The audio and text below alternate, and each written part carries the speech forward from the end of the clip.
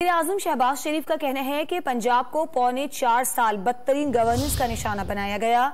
शहरियों को मुफ्त अद्वियात और तलबा को वज़ाइफ से महरूम किया गया।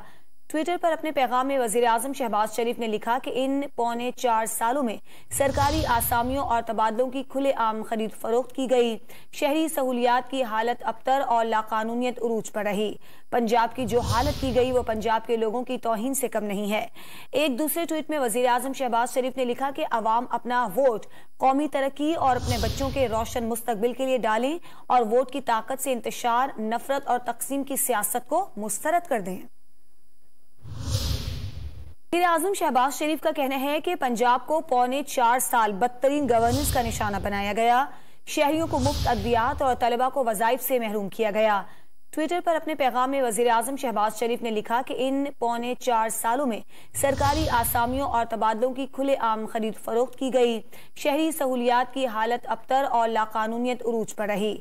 पंजाब की जो हालत की गई वो पंजाब के लोगों की तौहीन से कम नहीं है। एक दूसरे ट्वीट में वज़ीर-ए-आज़म शहबाज शरीफ ने लिखा कि अवाम अपना वोट कौमी तरक्की और अपने बच्चों के रोशन मुस्तकबिल के लिए डालें और वोट की ताकत से इंतशार, नफरत और तकसीम की सियासत को मुस्तरद कर दें।